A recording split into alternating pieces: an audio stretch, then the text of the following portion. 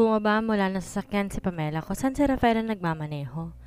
Napatingin pa siya sa labas ng kanilang mansyon at tila bumalik ang masasayang alaala niya dito na minsan nawala sa kanya.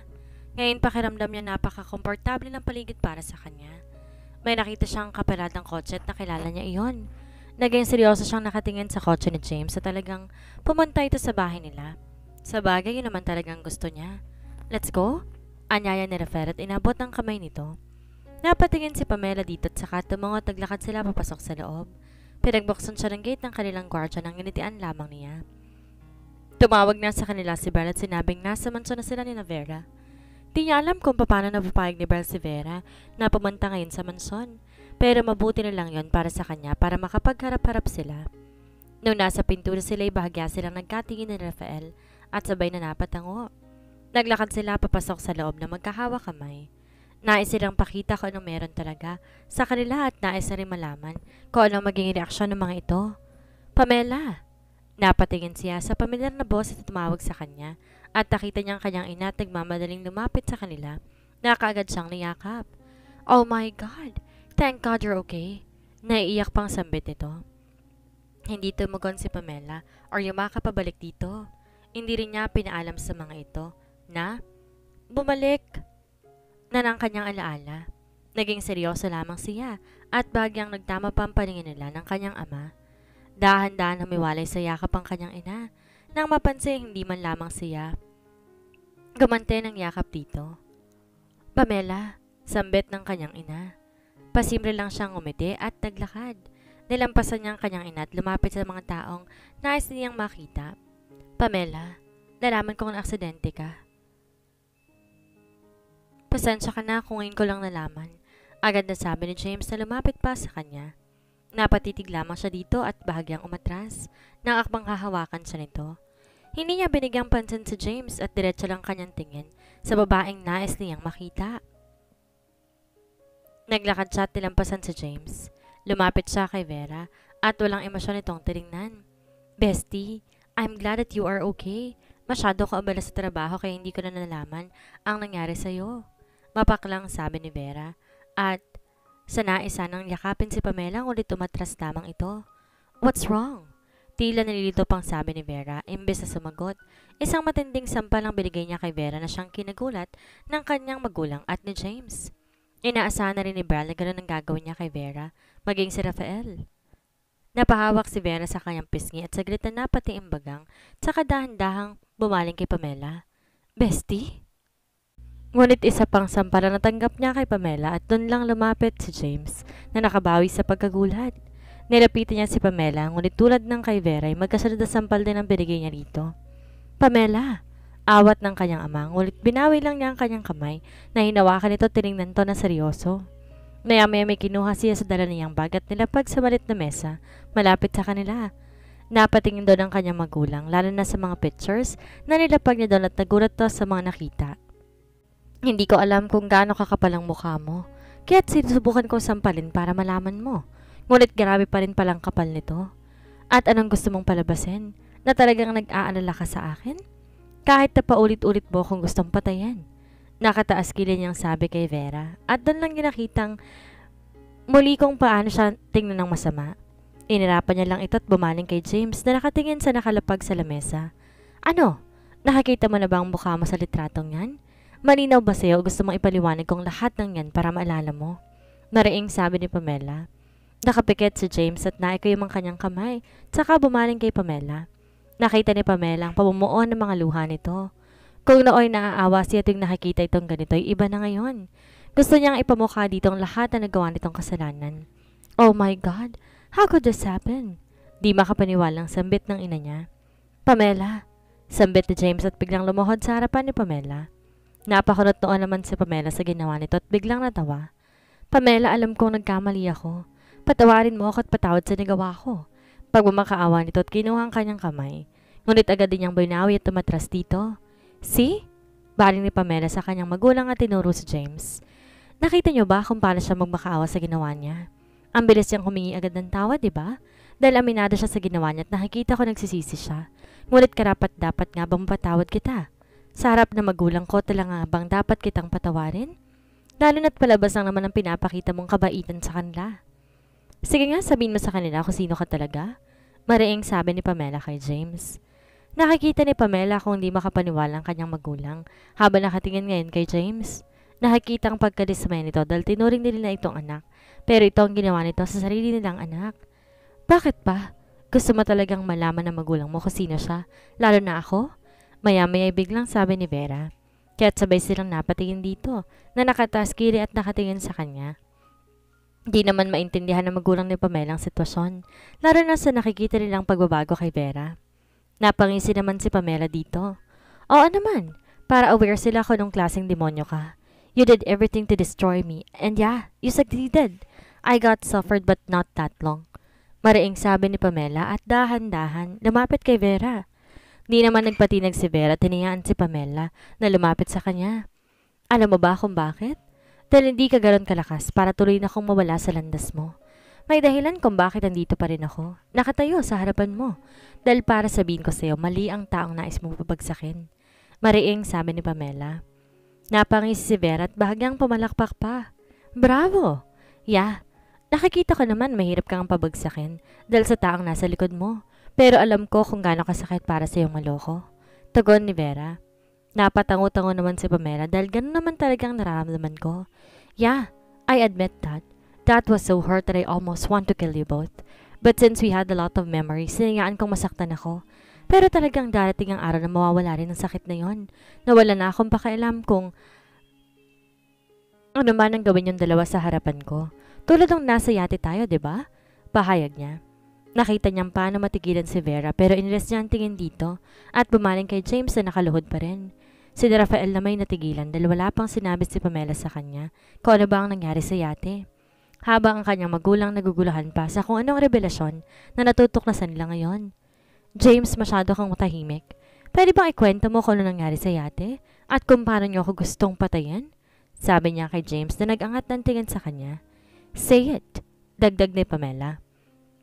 Di alam na James kung sasabihin niya ba ang nangyari sa yate, pero kahit di niya sabihin malamang sasabihin pa rin niya ni Pamela. Napapikit siya. Hindi mo kayang sabihin? Bakit? Akala ko ba pinagmamalaki mong relasyon niyo ni Vera? Bakit hindi mo kayang sabihin? Nakataas kilay na sabi ni Pamela. Napaiwas siya ng tigan kay Pamela at muling napayoko. Natawa na lang si Pamela sa sinabi nito at napapailing. Huwag ka nang mahiya. Total pareho naman kayo makapalang mukha. Di ba nga inakala ko na tayong dalawa lang nasa yate? Talagang ang sinabi mo sa akin dati, nilusob tayo ng kalalakihan. Ganong isang malanding babae lang naman ang umatake sa akin. Mariing sabi ni Pamela at bumaling kay Vera na nakapagpairap sa kanya. Isang malanding babae na naghihintay sa isang kama para magpakain. Kitang-kita ka nga kung paano ka nasarapan eh.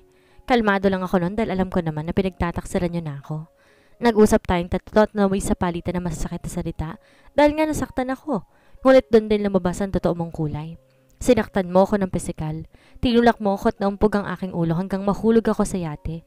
At imbes tulungan ako, hinayaan niyo akong malunod sa dagat at iwan? Gumawa pa kayo ng palabas at pinasabog ang yate. Ang bilis nga eh. Pagbalik ko nakaburol na ako. Ibang klaseng tumatakbo sa isip mo na talagang gusto mo na akong mawala dyan sa buhay mo? Pahayag ni Aliana at mariing nakatingin kay Vera na seryoso nakatingin sa kanya. Di naman inaasahan na iba nilang kasama, lalo na ang kanyang magulang dahil sa narinig.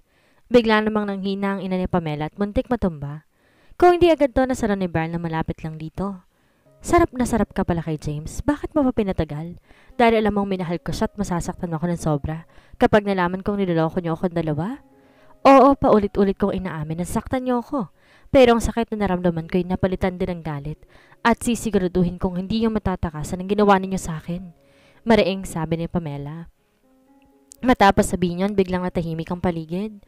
Natiling nakatingin si Pamela kay Vera na bahagyang napangisi pa sa kanya. Maya-maya ay pumalakpak pa ito. Yeah, you are really a victim. Yeah, I did everything to destroy you. We already talked about it. Pasalamat ka nga nang hindi kita sinagasaan. Hindi babalik ang alaala mo. Mabuti na lang din yon para magkaalaman na tayong lahat dito. Oo, malakas na loob ko magsalita at tumarap sa inyo dahil may dahilan kung bakit ko gustong sirain ang buhay mo. Mariing sabi ni Vera kay Pamela. Napasinghap lang si Pamela sa sinabi nga ni Vera at tinunahan tong magsalita. Yeah, may dahilan ako at gusto kong intindihin ang dahilan mo. So now let's go straight to the point, Dad. Sabi ni Pamela at bumaling sa kanyang ama at nalilitong napatingin sa kanya. She wants to destroy my life because of you. I want to know the truth. Did you kill her mother? Karina Velasco. Isang babae na relasyon mo noon bago si Mommy. Seryosong tanong ni Pamela sa kanyang ama na natigilan at napatingin kay Vera. Hindi nito alam kung anong kanyang magiging tugon sa biglaang tanong na iyon ni Pamela dahil hindi niya inaasahan yon. Nagpalipat-lipat na tingin nito kay Pamela at kay Vera. Karina? Sambit ng kanyang inang naguguluhan din. Yes, Karina. She was Vera's mother and of course my half-sister. Right, Vera? Maraing sabi ni Pamela at bumaling kay Vera na bahagyang natigilan sa kanyang sinabi. Rafael and Brian told me about why she wants to destroy me and how are we related to each other. So I'm asking you again, did you kill her mother? Seryosong tanong niyang muli sa kanyang ama. Napapikit ang kanyang ama at kahit na nalilito'y sinubukan nito magsalita. No, of course I did not kill her and why would I? Tugon nito. Napataas kilid si Pamelang nakatingin sa kanyang ama, maging si Vera ay napakunot noo. Dahil gusto mong wag ka na niyang guluhin. Naalala mo ba nung huli kayo nagkita? I was so young that time and someone told me that my mother was with you. Yan din ang araw kung kailan natagpuan siyang patay at nasisiguro kung ikaw ang pumatay sa kanya. Dahil narinig ko kung paano mo siyang pinagtabuyan. Ayaw mo masirang pamilya mo kaya gusto mong patayin na lamang siya, di ba? Mariing sabi ni Vera at naglakad papalapit dito. Napakunot noon naman ang ama ni Pamela at habang nakatingin kayo kay Vera. What? Oo, nakasama ko siya nung huli namin pag-uusap. Pero maayos din kami naghiwalay at pinag-usapan namin ang sustento ng bata. Hindi kita nakilala dahil hindi ka naman niya hiniyaang makilala ako. Nang araw na yun, wala na ako naging balita sa kanya. Kaya imposible yung sinasabi mong pinatay ko siya. Seryosong sabi ng ama ni Pamela. Natawa naman si Vera. Hindi magagawa ng asawa kong patayin si Karina. Dahil alam kong minahal niya ito noon bago naging kami. Kaya imposible yung sinasabi mo. Kunot noong sabi naman ng ina ni Pamela. Nakita ni Albert na pinatay mo ang ina ko. Maring sabi ni Vera habang nakatingin sa ama ni Pamela. Natahimik sila at pinakiramdaman ang bawat isa. Talagang nilason ni Albert ang utak mo para mabaling ang galit mo sa mga Benafe. Ngayong siya naman talagang pumatay sa ina mo at nangyari yun mismo sa lumang bahay namin kung saan namatay din ang ina ni Brian. Biglang sabi ni Rafael. Napalingon si Vera sa sinabi ni Rafael at napakunot noo. Napalingon din si Pamela dito dahil hindi niya alam ang tungkol doon. Akala niya sinabi ni Rafael sa kanya ang lahat. Pero sa tingin niya hindi pa. Naglakad si Rafael at tumabi kay Pamela. Habang nakatingin ngayon kina Vera at sa magulang ni Pamela. Anong pinagsasabi mo? Hindi porket camping-campi kay Pamela ay gagawa na kayo ng ibang istorya. Inis pang sabi ni Vera dito. Inaamin namin na may kasalanan din kami sa iyo dahil hindi namin nasabi ang totoong nangyari kay tita. Sinama kami ni Mommy sa ibang bansa para makalayo kay Albert at di ka na namin naisama dahil hindi ka namin nahanap, yun pala'y hawak ka na ni Albert. Hindi ka na namin nakausap pa. Ngunit sa pagkakataong to'y kailangan namin sabihin sa yung totoo para malinawan ka na mali ang ginagawa mo sa mga Benafe na dapat sila maging kaagapay mo dahil bahagi ka ng pamilya nila. Si Albert ang naging dahilan kung bakit nasira ang buhay mo at hindi sila. Paliwanag pa ni Rafael kay Vera. Napamaang naman si Vera at napatiimbagang na nakatingin ngayon kay Rafael. Hindi ako naniniwala sa sinasabi mo. Hindi yan totoo. Sila ang sumira ng buhay ko. Sila. Galit na sigaw ni Vera. Totoo ang lahat ng sinasabi ni Rafael, Vera. Sabi naman ni Barl. Napabuntong hininga si Barl at tumarap kay Vera na naguguluhan sa kanyang mga nalaman. Pakiramdam niya ay anumang oras baka masiraan na siya ng dahil sa mga sinasabi nito. Noong oras na nilusob ng mga tauhan ng Mondragon ng bahay ni Rafael, naroon si Mommy at ang ina mo. Naroon din ako pero wala akong magawa at di ko nakita ang buong pangyayari. Bukod kay Rafael na siya nagsabi sa akin. Yung sinasabi mo nakausap itita ang ama ni Pamela, sinundo namin si tita at pumunta kami kina Rafael. Doon nangyari ang trahedya sa mansyon ni Rafael dahil sa kagagawa ng ama ni Albert. At naroon din siya na siyang pumatay sa ina mo. Tulad ng sabi ni Rafael, hindi na namin nasabi sa iyo dahil bigla ka rin nawalat na trauma kami sa nangyari. Si tita, nakita ko siyang dinala ng mga ama ni Albert na nag-aagaw buhay. Ang ina mo'y naging kabit ng ama ni Albert kaya ninais itong mawala siya dahil ayaw nitong masirang kanyang pangalan. Di namin alam kung anong dahilan at kinuha kanila. Kaya't sinasabi ko na sa inyo dati pa, natigilan mo na kung anong ginagawa mo. Paliwanag ni Barl at naging seryosong tingin kay Vera. Napabaang naman si Vera at kusang tumulong luha nito sa pisngi. Tsaka napapailing na nakatingin kay Bryle. No, that's not true. Tell me that's not true. Sigaw ni Vera, tinampas ang dibdib ni Bryle. Inayaan lang siya ni Bryle sa kanyang pagkampas dito, hanggang sa mapagod siya at naupo sa sahig habang umiiyak. Patawarin mo ako kung di ko nasabi ang totoong nangyari. Di sana wala ako nadami sa ginawa kong paghiganti sa maling tao. Paulit-ulit kong sinasabi sa iyo, itigil mo na, pero hindi ka nakinig. Dagdag ni Bryle. Sana sinabi mo na lang lahat. Bakit di mo sinabi na nagkita tayo ulit? Bakit kailangan ngayon pa? Para ipakita sa kanila na talagang mali ako? Para mapahiya ako? Galit na sambat ni Vera kay Bryle. Di makapagsalita si Bryle, napaiwas lang ng tingin. Mangyayari pa rin to.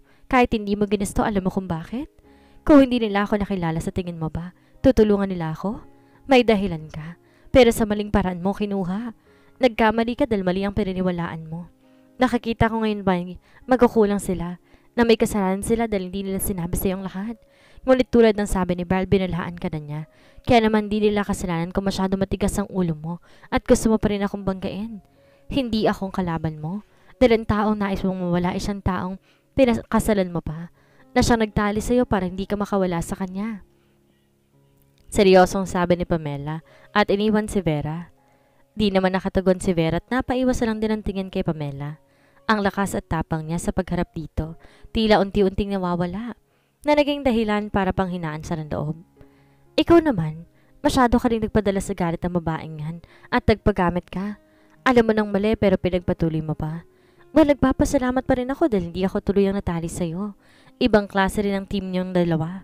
Pinagtulungan niyo na nga ako at niloko. Ginawa niyo pa akong masama. Ngunit talagang may dahilan kung bakit nangyari to at kung bakit na kaya kong harapin ang pinagdaanan ko sa kamay ninyong dalawa. Ngayon kayong magdudusa sa ginawa ninyo sa akin. Hindi ko hahayaang maging malaya kayo. Pagkatapos niyo akong balak patayin? Mariing sabi ni Pamela sa dalawa. Hindi nakapagsalita si James at napayuko na lamang na tila tanggap na niyang nais na mangyari ni Pamela para sa kanila ni Vera. Bumaling naman si Pamela kay Vera at napasulyap sa kanyang ama na hindi makapaniwala sa nangyayari. Oh, you want to destroy me to take what I've had, right? But you did not succeed. For me, nasabi ko ng gusto kong sabihin sa'yo. Kaya gusto ko mag-usap kayo ng ama mo bago ka mapunta sa kulungan at pagbayaran ng ginawa mo sa akin. Mariing sabi ni Pamela habang nakatingin kay Vera. Nanapayuko lang at di siya halos matingnan. Napabuntong hininga si Pamela at bumaling kay Rafael na napatango sa kanya. Ngumiti siya dito at naglakad palapit, ngunit hindi pa man siya nakakalapit kay Rafael. Natigilan siya na may kaunang bagay na dumaan sa kanyang buhok na agad tumama sa isang pader. Natigilan siya, maging ang kanyang kasama sa biglang pangyayaring iyon. Dapa! Sigaw ni Bryle na agad dumapa. Gayon din si Rafael na agad hinila si Pamela upang dumapa. Mabilis din namang kumilos sa magulang ni Pamela na agad dumapa at nagtago sa likod ng sofa, maging sina Vera at James. Kasunod noon ang sunod-sunod na putok ng baril ang kanilang narinig. Halos mapasigaw si Pamela dahil sa lakas ng tunog ng mga baril at halos mabasag ang kanilang mga gamit dahil sa tama ng baril mula sa labas. Napatingin naman si Rafael sa labas ng pinto. Nakasara ito, ngunit nararamdaman niyang napakaraming nakaabang sa likod nito. Bumaling si Rafael kay Bryle at nakitang may kausap ito. Bumaling ito sa kanya at seryosong tumango. Gumapang tayo patungo sa hagdan at tumakbo papaakyat. Magtago kayo sa itaas, kami nang bahala dito. Sabi ni Rafael kay Pamela na kinakabahan habang nakatingin dito. Ngunit wala siyang nagawa kundi ang tumango sa sinabi nito. Inaya niya si Vera na sumama sa kanya ngunit hindi ito kumilos. Kaya hinayaan niya na lamang to at sinama niya ang kanyang ina. Nagpaiwan naman ang kanyang ama at gumapang sa isang kwartong nasa malapit lang nila. Sa opisina nito at mabilis na may kinuha sa drawer nito, isang baril. May binokransyan din siya sa kaha sa ilalim at nakitang ilang baril nito. Kumuha siya ng dalawa upang ibigay kay Rafael, ngunit nakita niyang may hawak na ito. Naisip niyang baka may dala na ito palagi, kahit hinahayaan lang niya at inihahanda ang sarili. Kung sakaling biglang pumasok ang mga ito.